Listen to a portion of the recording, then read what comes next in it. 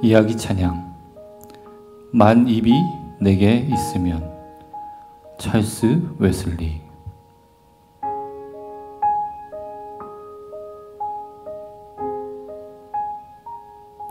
(1736년 1월) 존 웨슬리와 찰스 웨슬리를 태운 여객선은 영국을 떠나 신대륙 조지아와 사우스 캐롤라이나 사이를 흐르는 사바나 강으로 향하고 있었습니다.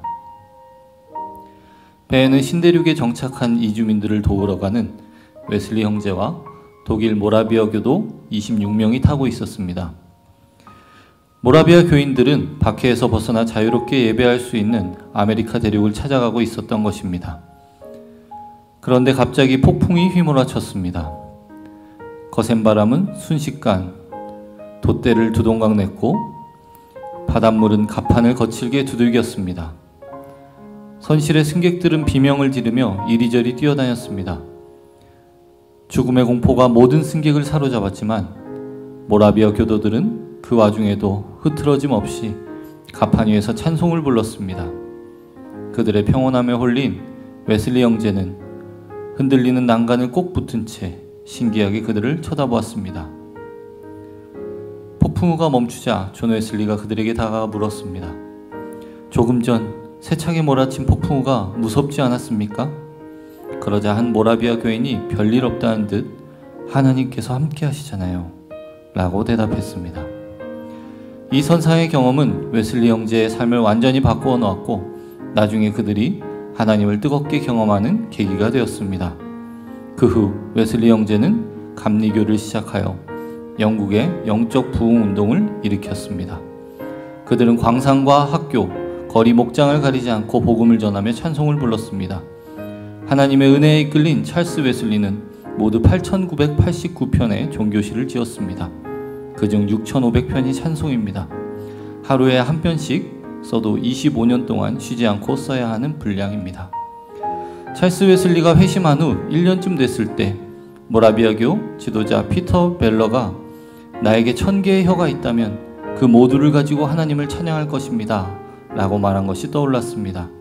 이 말은 웨슬리의 영혼을 마구 두들렸습니다. 그때 쓴 찬송이 바로 만입이 내게 있으면 입니다.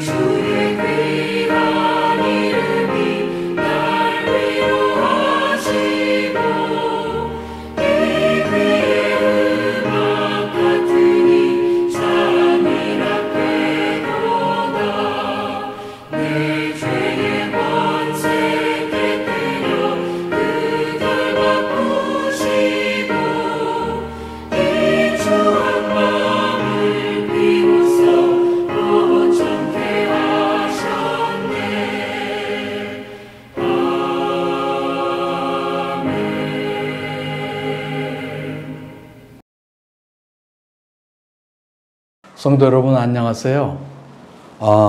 우리가 지난 시간에는 히브리어 사바트라는 그 단어를 중심으로 해서 우리가 안식이라는 개념을 살펴보았습니다. 그런데 구약 성경에는 우리가 안식과 관련해서 알아야 될 또 다른 히브리 단어가 있습니다. 그것이 누아흐 이런 단어인데요. 우리말로는 쉬다, 두다, 안식하다, 평안하다 이런 여러 말로 번역이 되었습니다. 먼저 출애굽기 20장 10절을 보면 제가 보는데요. 이는 엿새 동안에 나 여호와가 하늘과 땅과 바다와 그 가운데 모든 것을 만들고 일곱째 날에 쉬었음이라. 이 쉬었음이라라는 단어가 누아흐 이런 단어를 썼어요. 또 여호수아 같은 데서는 이 단어를 사용해서 이스라엘 백성이 가나안 땅에서 얻은 안식을 표현합니다. 모두 한 4차례 정도 나오는데요. 여호수아 1장 13절 같은 데 보면 여호와의 종 모세가 너희에게 명령하여 이르기를 너희의 하나님 여호와께서 너희에게 안식을 주시며 이럴 때 이 누하흐라는 단어의 분사형을 사용했고 또 여호수아 21장 44절 같은 데 보면 여호와께서 그들의 주위에 안식을 주셨으되 그 조상들에게 맹세하신 대로 하셨으므로 이렇게 말할 때 이 경우에도 누아흐의 사역 능동형 이런 단어 변형 동사가 사용됐습니다. 또 여호수아 22장 4절 보면 이제는 너희 하나님 여호와께서 이미 말씀하신 대로 너희 형제에게 안식을 주셨으니 할 때도 마찬가지로 누아흐라는 동사의 사용 능동형 그러니까 변형으로 사용됐습니다. 또 사무엘하 7장 1절 같은 데서는 이 단어를 사용해서 다윗 시대에 이룩한 안식의 형편을 소개합니다. 여호와께서 주위의 모든 원수를 무찌르사 왕으로 궁에 평안히 살게 하신 때에 할 때 이 평안히 살게 하신 때가 안식을 주셨을 때라고 번역할 수 있는 같은 단어인 누아흐의 변형을 썼습니다. 솔로몬 시대에도 이 단어가 나오는데요. 그때도 솔로몬 시대의 물질적인 풍요와 정치적인 안정과 평화를 표현하는 말도 바로 이 누아흐라는 그런 말이에요. 그러니까 이 누아흐, 안식하다라는 말은 단순히 일하지 않는 상태가 아닙니다. 안식의 상태는 여호수아에서는 애굽의 압제가 없는 상태, 그리고 주변 나라로부터 전쟁의 위협이 없는 상태, 또 성경의 다른 부분, 그러니까 다윗 시대나 솔로몬 시대에는 광야 생활의 위험이 사라지고 젖과 꿀이 흐르는 땅에서 평화로운 삶을 누리는 상태를 말하는 것입니다. 그래서 제이 월턴이라는 어떤 주석가는 모든 것이 제자리를 잡아 안정되고 위험 요소가 없어 안전하며 모든 것이 균형과 조화를 이루는 평정의 상태다. 안식이라는 게 그렇게 말하고 있습니다. 그러니까 전체 삶을 포괄하는 온전한 행복의 상태가 바로 안식인 거예요. 창조의 7째 날에 하나님의 안식이 바로 그런 것이죠. 하나님은 안식하심으로 지극히 복된 상태가 지속되게 하신 것입니다. 따라서 인간을 비롯한 피조세계는 7째 날에 하나님의 안식 안에서 삶 전체가 온전한 행복의 상태를 누리게 되는 것이죠. 그러므로 하나님의 안식은 창조된 세계의 안정과 안정과 평화를 가져오는 근원적인 힘이요 능력인 것입니다. 태양과 달과 별 등 천체의 한결같은 운행과 산과 들과 강과 바다 등 자연의 아름다운 조화는 하나님의 안식으로부터 말미암는 창조세계의 복된 모습인 것이죠. 아마 현대의 신학적 용어로 우리가 이야기하자면 하나님의 안식을 하나님의 섭리적 통치다 이렇게도 말할 수 있을 것 같아요. 하나님은 지금 또 피조세계를 섭리하고 계시는 것이죠. 하나님의 섭리는 우선적으로 하나님이 창조하신 세계를 보존 혹은 유지시키는 것이고 또 다른 하나는 하나님의 목적을 이루시기 위해서 세상을 인도하고 다스리시는 그런 통치인 것입니다. 그러므로 하나님이 안식하셨다. 이런 말 속에 담긴 뜻은 바로 하나님이 창조세계를 통치하여 세상이 평화롭게 안식을 누리게 한다. 이런 말인 것이죠. 하나님의 왕적인 통치를 말하는 것입니다. 이렇게 볼 때 엄밀한 의미에서 하나님은 창조의 일곱째 날에도 일하신 것이죠. 단지 멈추신 것은 창조의 일인 것이에요. 창조가 끝나자 하나님의 새로운 일이 시작되신 것입니다. 일곱째 날은 하나님이 아무 일도 안 하신 날이 아닌 거예요.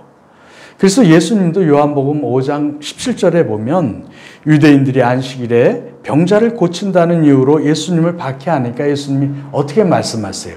내 아버지께서 이제까지 일하시니 나도 일한다. 이렇게 응수하신 것입니다.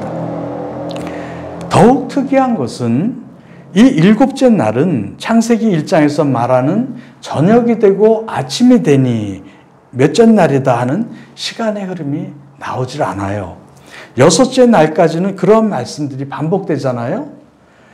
그것은 일곱째 날이 끝나지 않고 계속 지속되고 있음을 나타내 주고 있는 것입니다. 하나님의 안식이 지속되는 것이죠. 하나님의 다스림이 계속되고 있는 것입니다. 우리가 이 누하우라는 단어와 관련해서 주목해서 보아야 할 성경 말씀이 하나 있습니다. 그것이 창세기 2장 15절의 말씀인데요. 여호와 하나님이 그 사람을 이끌어, 아담이죠. 아담을 이끌어 에덴 동산에 두어 그것을 경작하며 지키게 하시고 이렇게 성경은 말씀하고 있잖아요. 그런데 여기 아담을 두었다. 이 표현이 바로 두어가 누하우라는 동사예요. 그러니까 에덴 동산의 두어가 우리가 지금까지 살펴본 안식하다는 동사를 쓴 것입니다. 그러니까 우리가 히브리 원문을 이걸 직역하면 이렇게도 우리가 해석할 수가 있는 거예요. 하나님이 아담으로 하여금 에덴 동산에서 안식하게 하셨다. 그래서 그것을 경작하며 지키게 하셨다. 이렇게 우리가 해석할 수도 있는 것입니다. 그것은 에덴 동산에서의 삶이 창조의 일곱째 날의 연장임을 우리에게 말해주고 있는 것입니다. 다시 말해서 아담은 에덴 동산에서 창조의 일곱째 날을 지배하는 하나님의 안식에, 하나님의 다스림에 참여했음을 보여주는 것입니다. 결국 이 모든 것은 안식을 가져오는 하나님의 통치 안에서 안식을 누리는 것이 우리 인간을 창조하신 목적이라는 것을 우리에게 말하여 주는 것입니다. 그런데 우리는 이 안식을 누리지 못하는 것입니다. 왜요?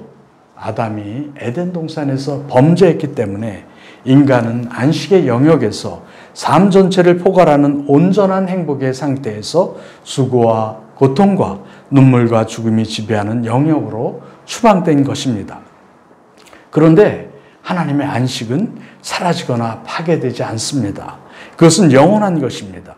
하나님은 영원한 하나님 아니에요? 그럼 우리가 어떻게 이 안식에 다시 들어갈 수 있을까요? 히브리서 4장 4, 5절은 이 안식을 창조의 제7일과 연결하고 있습니다. 제가 봅니다. 제7일에 관하여는 어딘가에 이렇게 일렀을 때 하나님은 제7일에 그의 모든 일을 쉬셨다 하였으며, 이 쉬셨다가 카테파우센이라는 헬란 말인데요. 대개 구약의 누하우를 헬란 말로 번역할 때 이 단어를 썼습니다. 또 5절에 보면 또다시 거기에 그들이 내 안식, 카타파우신에 들어오지 못하리라 하였으니, 이건 명사형으로 바뀐 거예요. 그러니까 여기 안식에 들어오지 못하는 자들은 복음을 전해 듣고도 순종하지 않은 옛 이스라엘 백성을 말하는 것입니다. 복음을 듣고 순종하면 그러면 어떻게 돼요? 하나님의 안식에 들어간다는 그런 말이에요. 이 대목에서 우리는 히브리서 기자가 우리를 초대하는 그런 음성을 듣는 거예요. 히브리서 4장 2절 3절 그리고 11절을 보면 이렇게 말씀하고 있습니다.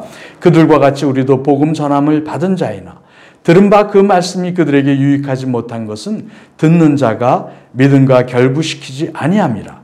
이미 믿는 우리들은 저 안식 카타파우신에 들어가는도다. 그가 말씀하신 바와 같으니 내가 노하여 맹세하신 바와 같이 그들이 내 안식 카타파우신에 들어오지 못하리라 하셨다 하였으나 세상을 창조할 때부터 그 일이 이루어졌느니라. 이렇게 말씀하고 11절에서 그러므로 우리가 저 안식 카타파우신에 들어가기를 힘쓸지니 이는 누구든지 저 순종하지 아니하는 본에 빠지지 않게 하려 함이라. 이렇게 히브리서 기자는 기록하고 있습니다. 그러므로 우리에게 중요한 것은 믿음으로 말미암은 순종이 아주 중요한 것입니다. 하나님의 통치에 대한 순종이 바로 안식의 문을 여는 열쇠라는 거예요. 하나님의 말씀에 순종치 않아 에덴 밖으로 추방된 아담이 우리에게는 타산지석이 되는 것입니다. 우리는 순종함으로 저 안식에 들어가기를 힘써야 하는 것입니다. 아담도 에덴 동산을 잃어버렸듯이 이스라엘 자손도 가나안에서 안식과 평안을 잃어버렸습니다. 왜 그렇죠? 그들 또한 아담과 하와 같이 범죄하였기 때문에 그렇습니다. 말씀에 순종하지 않았기 때문에 그런 것이죠. 우리는 인간의 수고와 고생이 범죄의 결과임을 우리가 알게 되는데요. 인간이 힘써 일하는 모든 것을 다 범죄의 결과로 보는 것은 잘못입니다. 그러나 인간이 고통 가운데 일하고 고생스럽게 사는 것은 분명 죄의 결과입니다.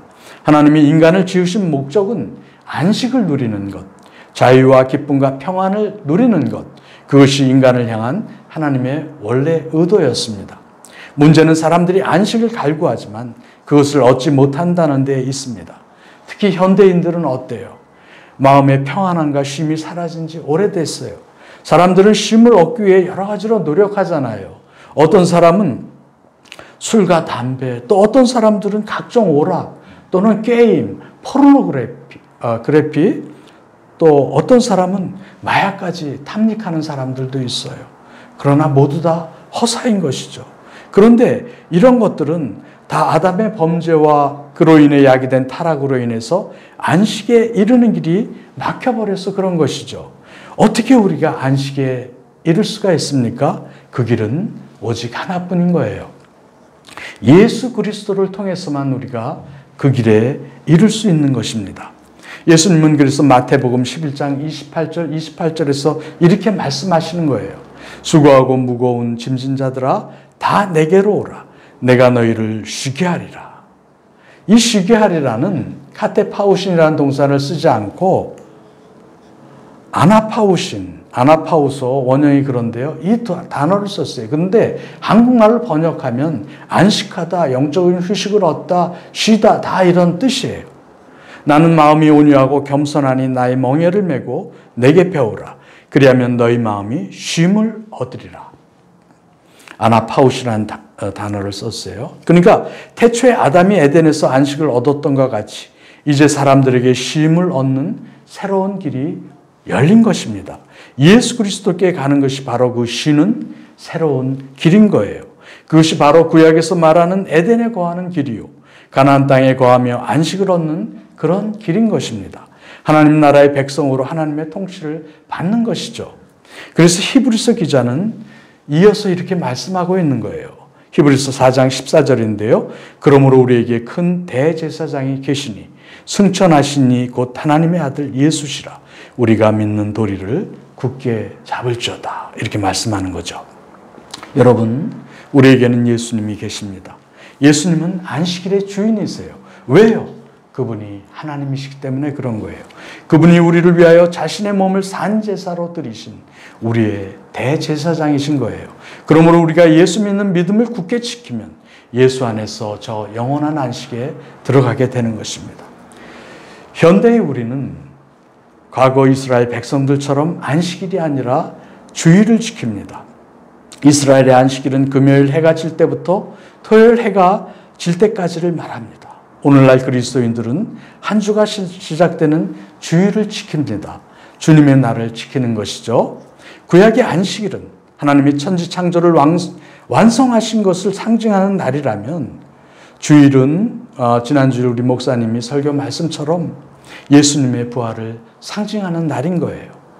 구약의 안식일이 하나님의 첫 창조를 기념하는 날이라면, 신약의 주일은 하나님이 타락한 인류를 그리스도 안에서 새롭게 창조하시는 새 창조를 기념하는 날인 것입니다. 안식일이 율법을 대표하는 날이라면 주일은 하나님의 은혜를 찬양하는 날이 되는 것입니다.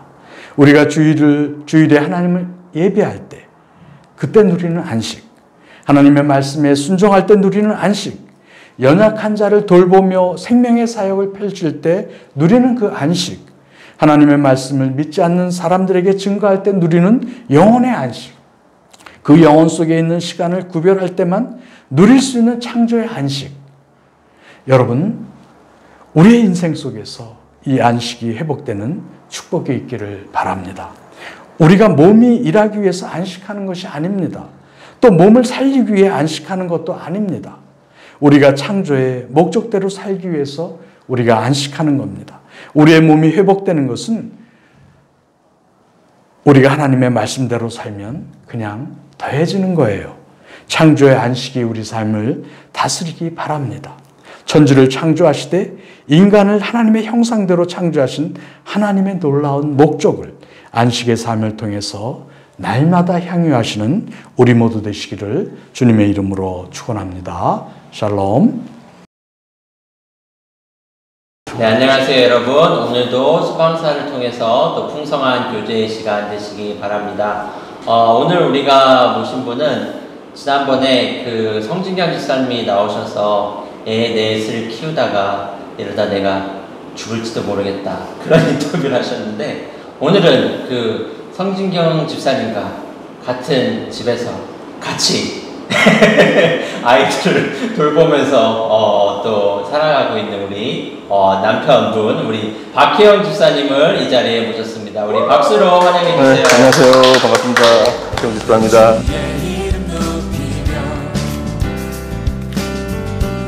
일단 저는 요즘 육아에 몸바쳐서 육아일 하고 있는 성진경 집사, 그리고 차갑지만 그래도 아빠한테 가끔 사랑한다 그러고 앵기는 우리 예원이, 그리고 저랑 같이 다이어트 하려고 지금 심사숙고하고 있는 우리 예나, 그리고 우리 집 제일 말썽꾸러기 서준이 태준이의 아빠 박혜영 집사입니다. 요즘 뭐 그냥 뭐 회사 집 그거밖에 없습니다. 뭐 별다른 거 하는 일은 없고 그냥 뭐 회사 일 끝나면 육아 조금 도와줍니다. 육아 조금 도와줘요? 조금 도와줍니다. 넷인데 조금 도와줘요. 청소까지는 해주면 애들 목욕시키는 거 하고.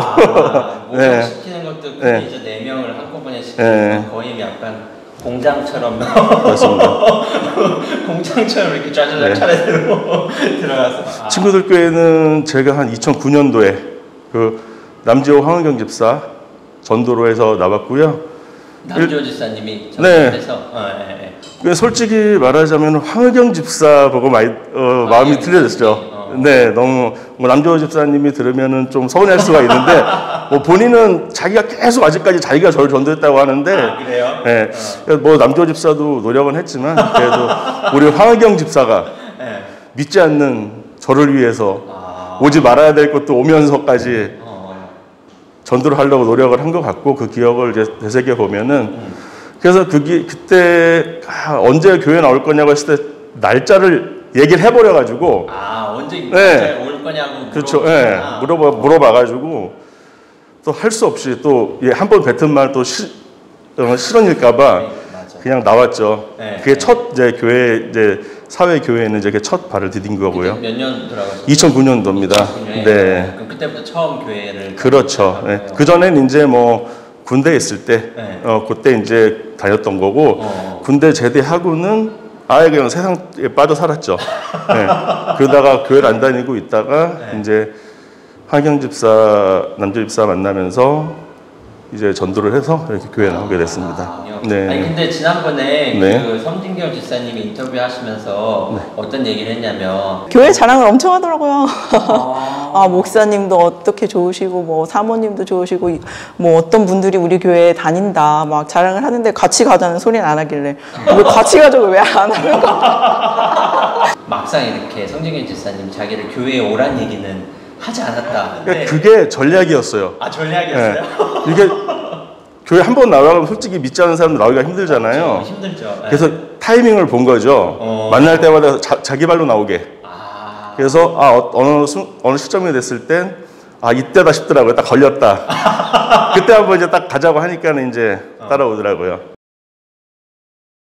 항상 교회를 나온 다음부터는 어떤 제가 행동을 하게 될 때 항상 찔림이라는 거를 주시더라고요. 계속 그건 지금까지도 주시는데, 그건 교회 나오기 전까지는 세상에 빠져 살다가 2009년 교회에 나온 다음부터는 이제 계속 어느 순간 찔림을 계속 주시더라고요. 2009년 친구들끼리 처음 나오고 나서도 네.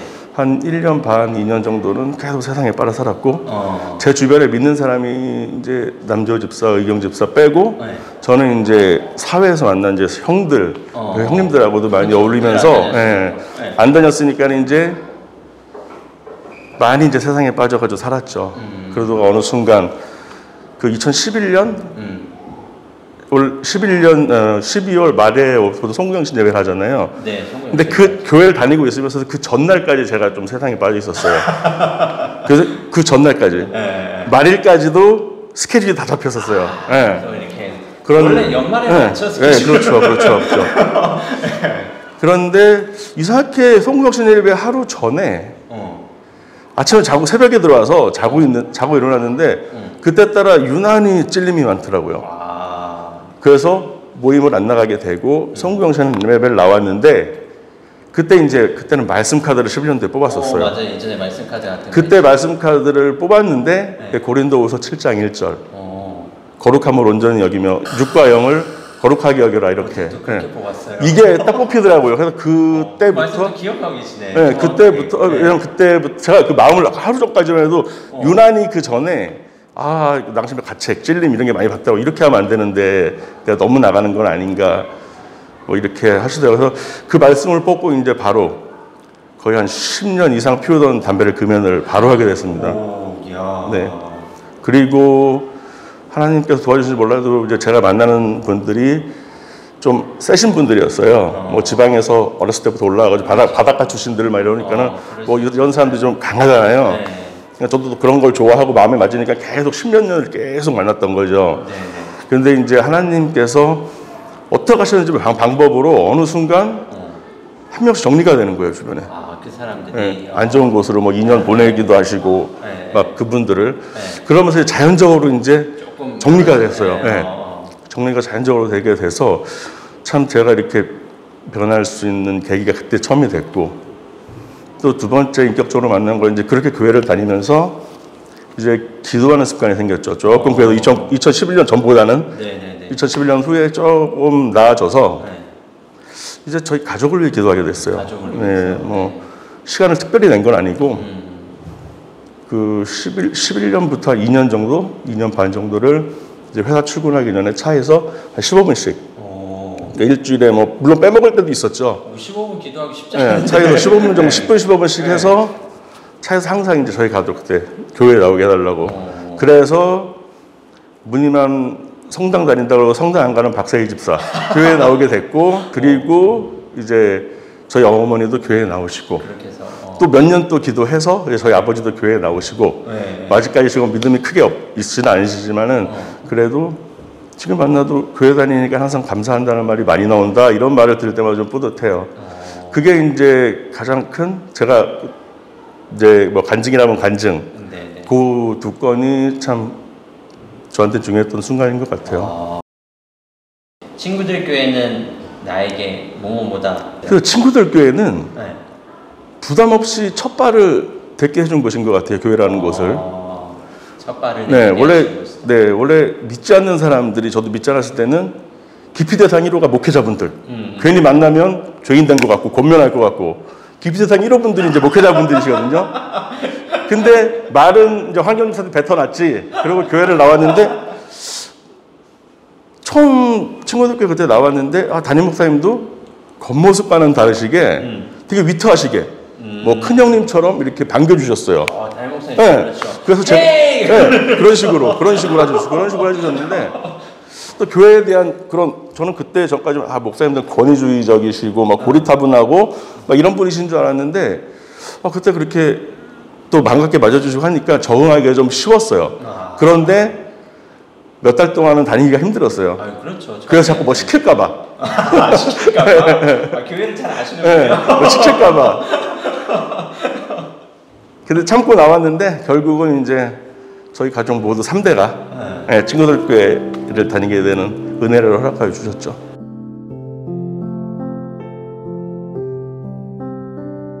뭐 코로나 거의 한 2년 가까이 계속 지속이 된 것 같은데 좀 뭐 건강 잃지 않으시고 일단은 무엇보다도 그냥 받아들이고 그냥 그러려니 하고 사는 게 제일 편한 것 같아요. 스트레스 안 받고 괜히 걱정하는 것보다. 네, 그게 당부드리고 싶은 말씀입니다.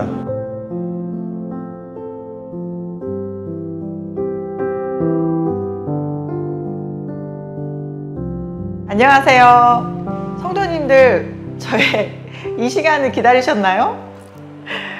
오늘도 함께 잠깐 짧은 시간이지만 운동하시고 조금 더 유쾌한 하루가 되셨으면 좋겠습니다.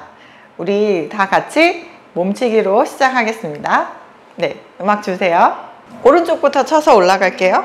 손 동그랗게 해서 그렇게 해서 쳐주세요. 팔 안쪽, 어깨 위에, 팔 바깥쪽, 어깨 위, 팔 아래쪽, 겨드랑이 안쪽, 반대쪽 팔,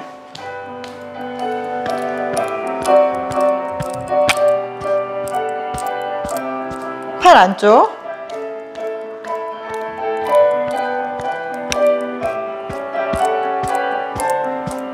팔 바깥쪽,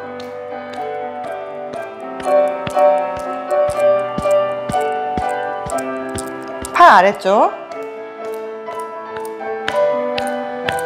네, 겨드랑이 안쪽. 네, 상체 전체적으로 다 쳐주세요. 이게 아무것도 아닌 것 같지만요, 실제적으로 몸의 체온을 올려요. 네, 혈액순환에 도움을 주기 때문에 특히 날씨가 추워질 때 이런 동작 하시면 좋아요. 자, 다리 뻗어 놓으시고 바깥쪽부터 쳐서 올라오세요. 엉덩이 뒤에 한 번 더,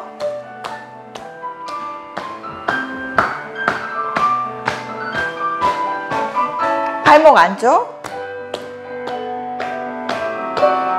아랫배 한 번 더,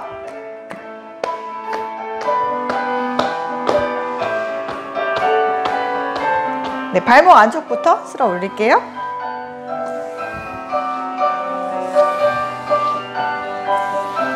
네, 하체 전체적으로 다 두들겨 주세요.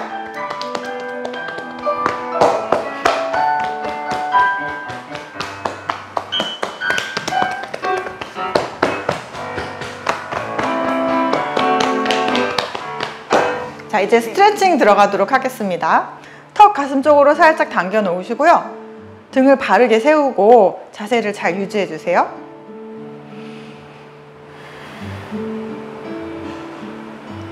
오른쪽으로 고개 지그시 내릴게요.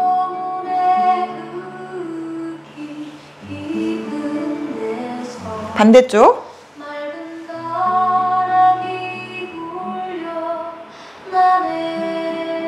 네, 또 아래로 천천히 내려주세요.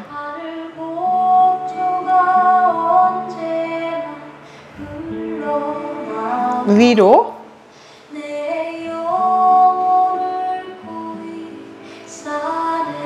네, 정면 돌아오시고 오른팔 접고 왼팔로 눌러주세요.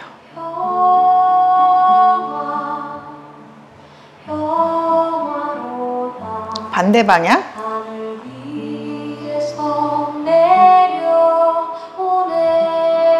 머리 위로 오른쪽 팔꿈치 잡을게요.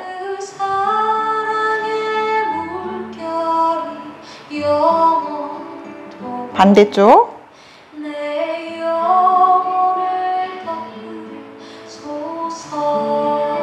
깍지 껴서 천장으로 쭉 밀어 올려주세요.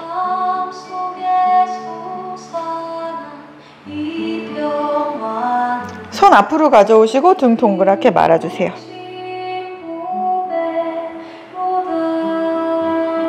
자, 오른쪽 옆구리 늘릴게요.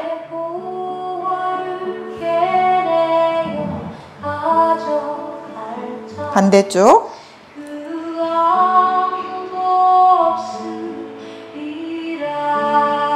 자, 다리 뻗으셔서 오른쪽 다리 들고 발끝 당겨주세요. 옆으로 접어 놓으시고 허리는 위로 반듯하게 세워주세요. 반대쪽 다리 들고 발끝 당겨서 무릎 펴고 옆으로 접어 놓으시고 허리 위로 세우시고요. 네, 다리는 다시 편안하게 두시고 호흡 마시고 내쉬면서 팔꿈치 뒤로 활짝 열어주세요. 한 번 더 마시고 내쉬면서 뒤로 열고 뒤로 깍지 어깨 열고 등 세우고. 자, 이 동작은 어깨가 좀 불편하신 분들은 내 몸에 맞는 정도로 천천히 해주시면 돼요. 네, 손 풀고 다리 풀을게요. 오른 다리 들어서 무릎 위에 상체 앞으로 숙여서 허리 펴서 내려갈게요. 등 펴서 가시는 거예요.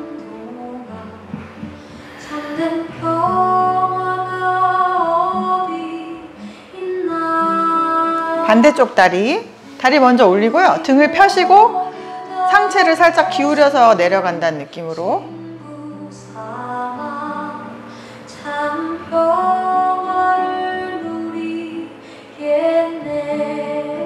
네, 다리 펴시고요. 오른쪽 다리 들어서 무릎 옆에 짚고 오른쪽 뒤로 회전.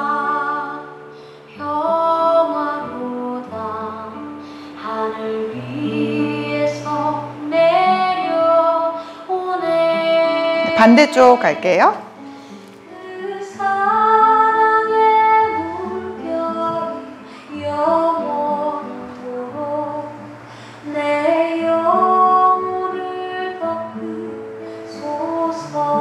네, 정면 오시고요. 뒤로 손 짚어서 고개 툭 떨굴게요.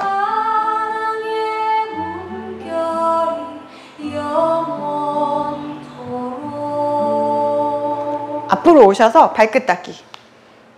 복부랑 허벅지가 가까워지도록 몸을 폴더처럼 살짝 접었다가 네, 상체 일으켜서 다리 바닥에 톡톡톡톡 쳐주세요. 네, 정지. 자, 이제 등을 바닥에 대고 잠깐 누워서 하는 동작 몇 개를 들어가도록 하겠습니다.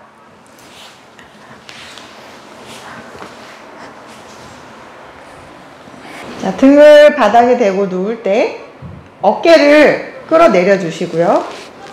자, 허리를 바닥에 꼭 누르는 동작 갈 거예요. 먼저 호흡 마시고 내쉬면서 배꼽을 등 뒤로 붙여서 허리 뒤를 바닥에 꼭 눌러주세요.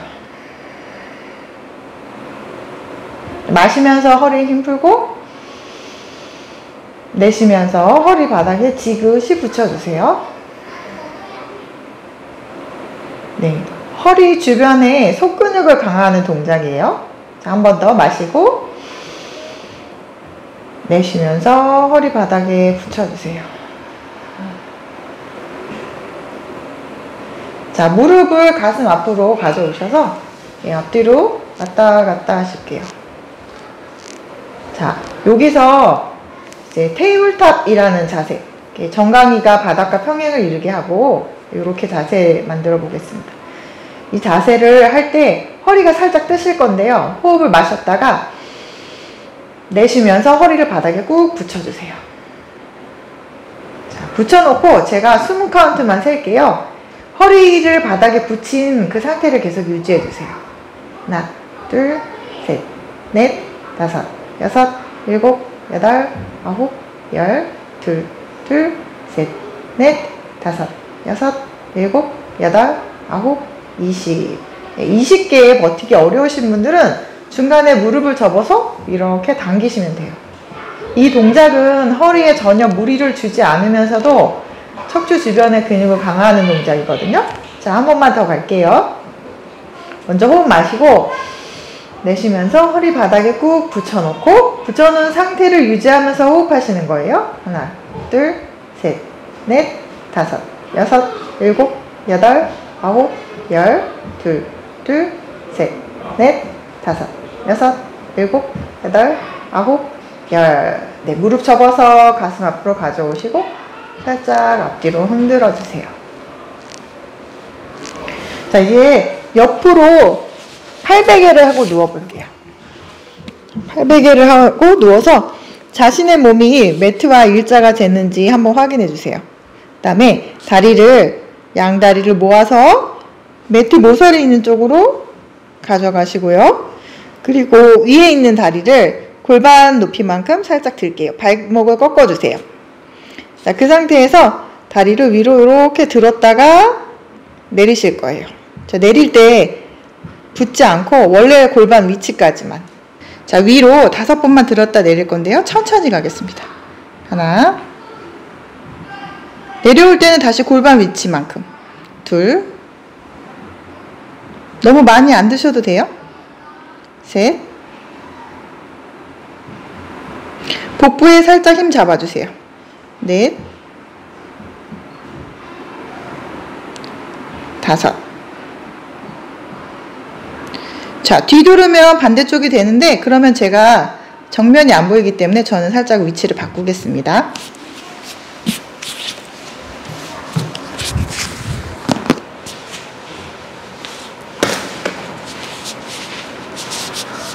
자, 다시 자세 일자 만들어 주시고 다리 들어서 모서리 있는 쪽으로 보내주세요. 위에 있는 다리 발끝 당겨서 골반 위치로. 자, 위로 올리겠습니다. 하나. 복부 잡으시고 둘. 셋.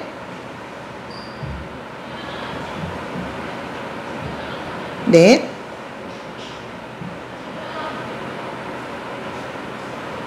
5. 네, 다리 내리고.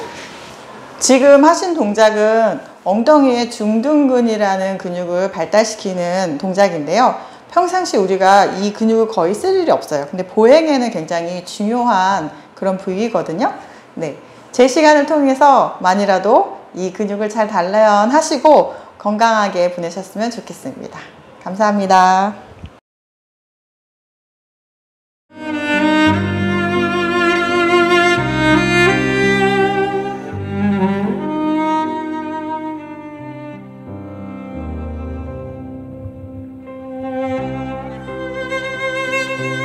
지난주에 이어 계속해서 로마의 카타콤들을 살펴보도록 하겠습니다. 기독교 카타콤은 초기의 기독교 미술의 역사에서 매우 중요한 역할을 가지고 있습니다. 약 AD 400년 이전에 프레스코와 조각, 금, 유리 메달 등의 대부분의 예를 이곳에서 발견할 수 있기 때문입니다. 이 카타콤 안에는 수많은 초기 기독교 미술 작품들이 존재하는데 이러한 미술 작품들은 다양한 기독교 공동체를 연결하는 역할로서 또한 신앙 교육의 역할도 했습니다. 또한 이 예술은 처음 몇 세기 동안 초기 기독교인들이 세상을 어떻게 보았는지에 대한 이야기와 세상이 어떠해야 하는지에 대한 그들의 이상주의적 견해를 보여주기도 합니다.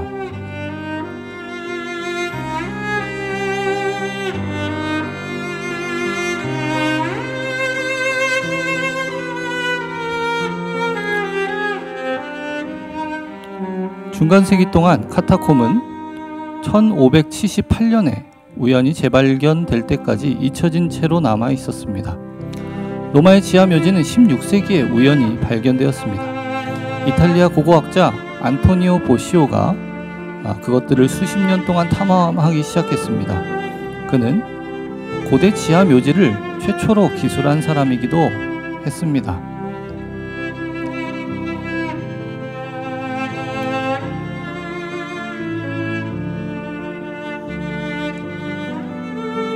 그는 1632년 로마의 지하도시라는 책 안에서 자신이 발견한 지하 묘지들, 카타콤들을 자세하게 서술하였습니다.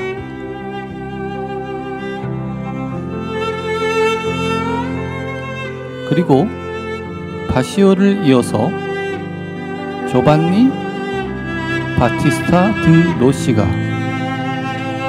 그의 추종자가 되었습니다. 이것이 19세기의 일입니다.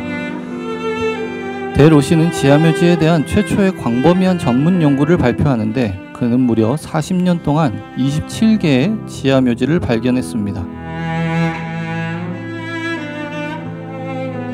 그는 이렇게 두꺼운 3권짜리의 책을 오직 로마의 카타콤에 관련된 주제로만 썼습니다. 세계지문 로마의 기독교 지하도시의 설명 및 사파라는 제목으로 1864년에서 1877년에 걸쳐 책을 3권 연달아 냅니다. 이 책들을 통해 그는 카타콤들의 상세한 설명과 사파들을 제공합니다.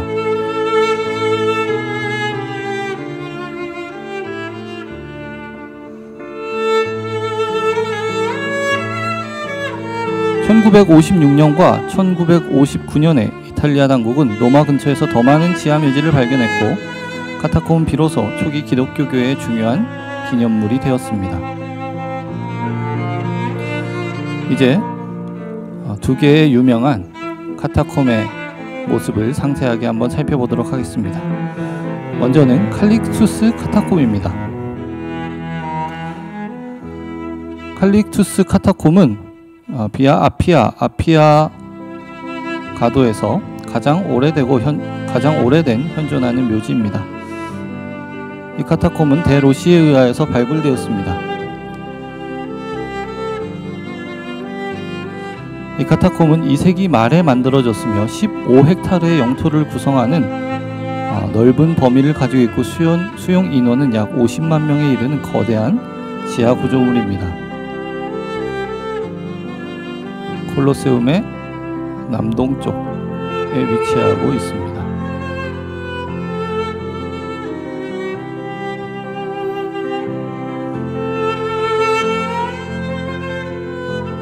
이 카타콤은 거의 20m의 지하에 위치하고 통로만 거의 25km입니다. 이 묘지에는 50명의 순교자와 16명의 교황 그리고 5만 명이 넘는 기독교인이 안치되었습니다. 이 묘지는 3세기 초 교황 제피리누스에 의하여 공동묘지 관리인으로 임명된 부제 칼릭투스의 이름을 따서 명명되었는데요. 교황 제피리누스는 죽어 이 카타콤에 안치되었고 칼릭투스는 제피리누스에 이어 칼릭투스 1세로 교황의 자리에 오르게 됩니다.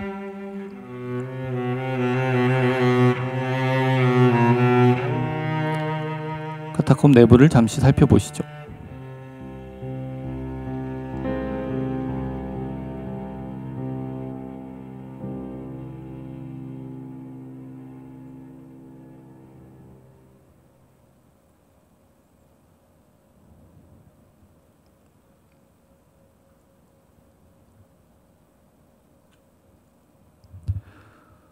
이 칼릭투스 카타콤에서 가장 중요하게 여겨지는 공간이 바로 지금 보고 계시는 교황의 지하실이라는 곳입니다. 석관을 위한 16개의 벽감이 있으며 뒷벽에는 기념비적인 무덤들이 있습니다. 고고학자 데로시는 1854년에 이 복합단지의 일부를 발견했습니다. 그는 지하실이 3세기에 9명의 교황과 8명의 주교 혹은 로마교회 3대 고위 인사를 위한 매장 금고였기 때문에 작은 바티칸이라고 명명하기도 했습니다. 벽에는 5명의 교황에 대한 그리스어 원본 비문을 여전히 볼 수 있습니다.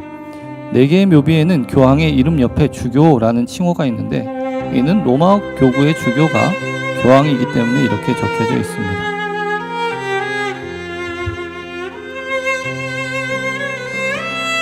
오른쪽의 그림은 데로시가 훼손되기 전 복원도를 그려놓은 것인데요. 이러한 모습일 것으로 추측이 됩니다.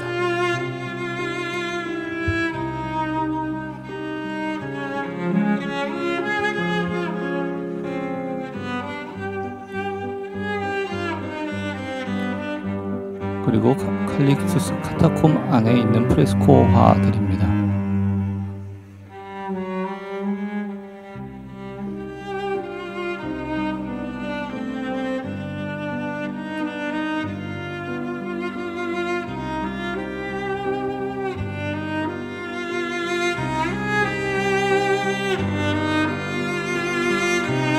이번엔 도미틸라 카타콤을 한 군데 더 살펴보도록 하겠습니다. 이 도미틸라 카타콤도 칼릭투스 카타콤 바로 옆쪽에 아피아 가도에 위치하고 있습니다.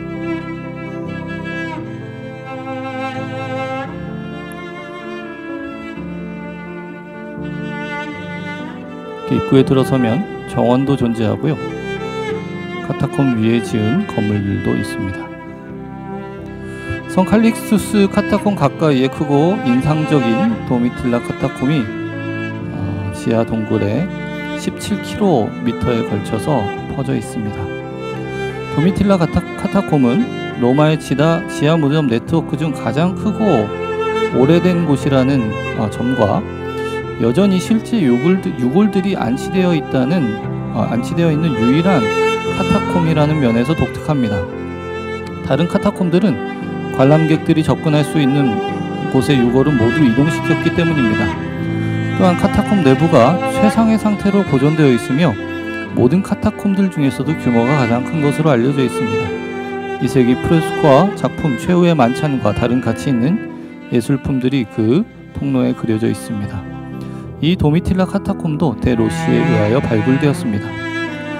또한 이 카타콤은 지하 바실리카, 지하 성당 예배당을 가진 유일한 카타콤이기도 합니다.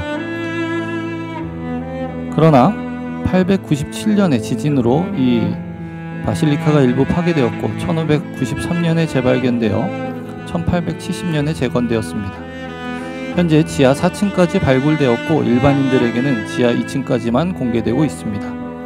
그리고 지금 이 도미틸라 카타콤에 현재 약 15만 구 이상의 시신이 매장되어 있다고 합니다. 도미틸라 카타콤의 이름은 플라비아 도미틸라의 이름에서 따왔습니다. 젊은 플라비아는 황제 베스파시아누스의 손녀이자 황제 티투스와 도미티아누스의 조카딸이었습니다. 귀족이었습니다. 그녀는 우상에게 제사를 드리기를 거부하여 순교했다고 알려져 있습니다. 그리고 그녀의 재산이 교회에 기부되어서 교회가 기독교인들의 공동 무덤으로 이곳을 사용하게 되었습니다. 카타콤이 있는 지하로 내려가면 가장 먼저 나오는 것이 4세기에 지어진 지하 바실리카 예배당입니다. 약 300명의 인원을 수용할 수 있습니다. 또한 이곳은 로마에서 순교한 두 순교자 네레우스와 아킬레우스를 위한 곳이기도 한데요. 이들은 도미틸라의 하인들로 알려져 있습니다. 이들도 로마 제국에서 마지막이자 가장 강력하게 기독교를 박해한 황제 디오클레티아누스 시대 때 혼자섬으로 신앙을 가지고 있다는 이유로 혼자섬으로 유배되었고 AD 304년 그곳에서 살해를 당합니다. 그리고 이후 그들의 요해가 이것으로 옮겨져 이 지하 예배당에 묻혔다고 합니다. 예배당 한켠에는 이들을 기리는 대리석 비문이 있습니다. 이 순교자들의 유물들이 9세기까지 이곳에 보관되어 있었다고 합니다. 도미틸라 카타콤의 내부를 잠시 감상해 보도록 하겠습니다.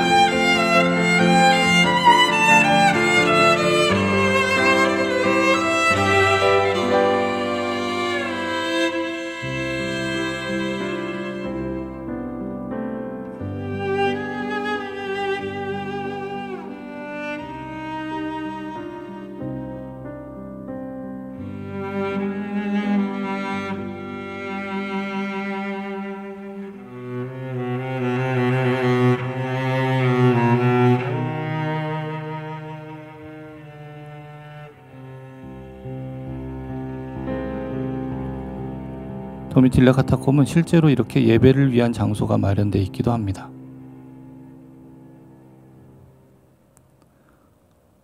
이곳에서도 크리스천을 상징하는 물고기와 키로가 발견됩니다.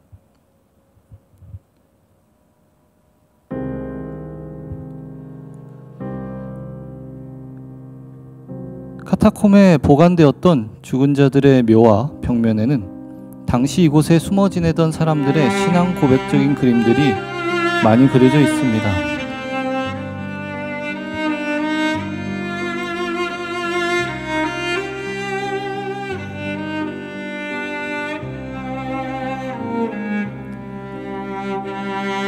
그리고 오늘 오늘 살펴본 두 카타콤 이외에도 많은 카타콤들이 현재 존재하고 있습니다.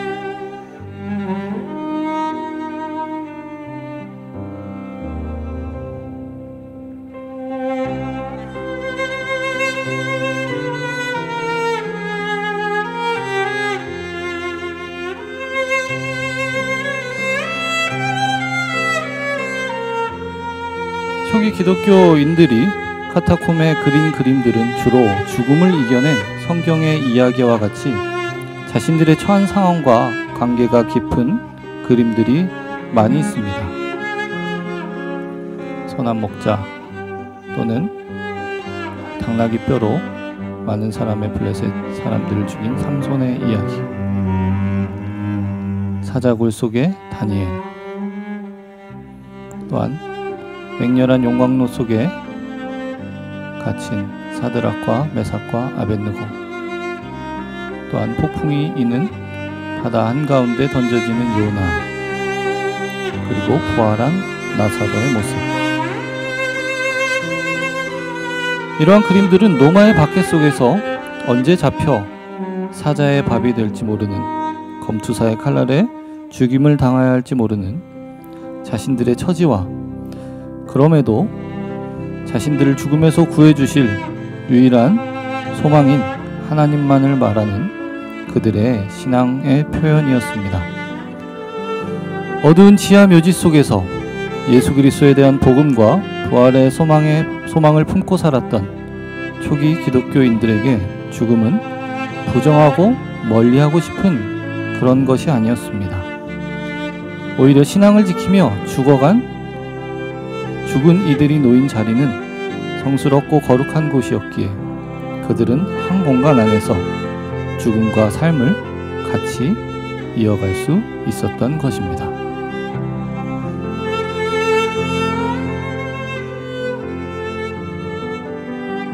가볍게 걷는 기독교 문화 산책, 오늘 준비한 내용은 여기까지입니다. 지금까지 시청해 주셔서 감사합니다. 다음 주에 수요일엔 방송으로 사교육 수방사 더욱더 알찬 내용으로 찾아오겠습니다.